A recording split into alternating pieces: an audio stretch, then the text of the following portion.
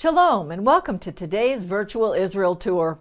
Israel's victory in the Six-Day War not only saved the Jewish state, but as CBN senior editor John Walge tells us, it was considered a huge victory for the Western world and paved the way for strategic ties between Israel and the U.S. After the tension of the Obama years, Donald Trump's election opened a new chapter in U.S. relations with Israel. From the campaign through his inauguration, Trump sounded a clarion call to restore U.S. support for Israel, although he's made many supporters in the U.S. and Israel nervous with his recent backing of Palestinian President Mahmoud Abbas. The foundation of the U.S.-Israel alliance began in the Six-Day War. After Israel took back its biblical heartland, including Jerusalem in 1967, the whole world took notice. Israel's friends and millions of Americans rejoiced. But Israel's enemies began to call the U.S. the big Satan and Israel the little Satan. When Israel won the Six-Day War, it was huge. Because you went from anticipating disaster, it wasn't that long after the Holocaust, and perhaps another massacre of the Jewish people, to an incredible victory. Ambassador Dori Gold is the former director of Israel's foreign ministry. I remind you, in global terms, the U.S. had been bogged down in Vietnam, trying to contain the spread of Soviet power in the Far East.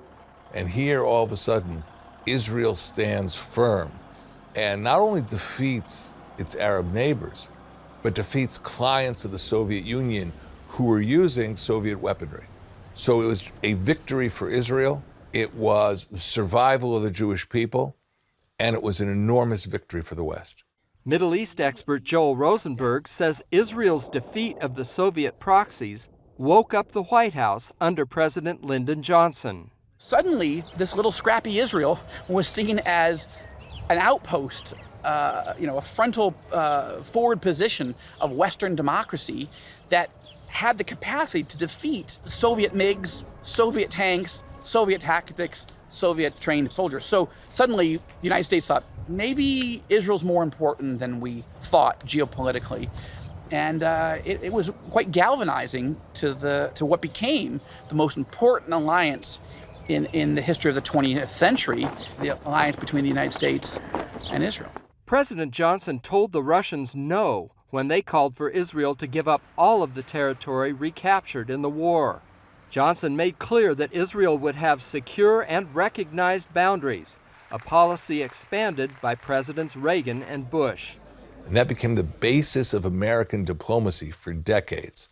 And only recently some people talk about a full Israeli withdrawal.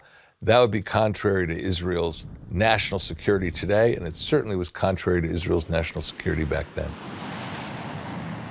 In the half-century since the war, Israel has become a military power, as threats around it have also grown. Iran pursues nuclear ambitions while calling for Israel's destruction. Its terror arm in Lebanon, Hezbollah, has more than 100,000 missiles poised on Israel's north. And the old bear, Russia, is back in the region, looking for a foothold. Gold warns Iran's ties to nuclear North Korea and the Mexican drug cartels put the threat on the U.S. doorstep. The entire Iranian ballistic missile program, to a large extent, is connected with North Korea's ballistic missile program. Both of us have an interest in making sure that the proliferation of ballistic missiles to rogue states be stopped. As Europe becomes more Muslim, the whole idea of Western civilization is shifting. Rosenberg believes the changes could mean more fulfillment of Bible prophecy in the Middle East.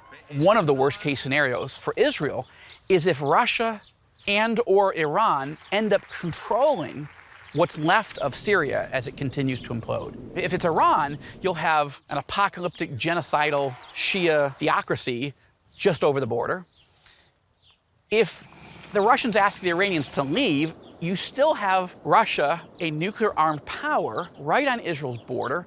And according to Bible prophecy, particularly Ezekiel 38 and 39, we know Russia and Iran will form an alliance together against Israel and will come against Israel from the north in the end times.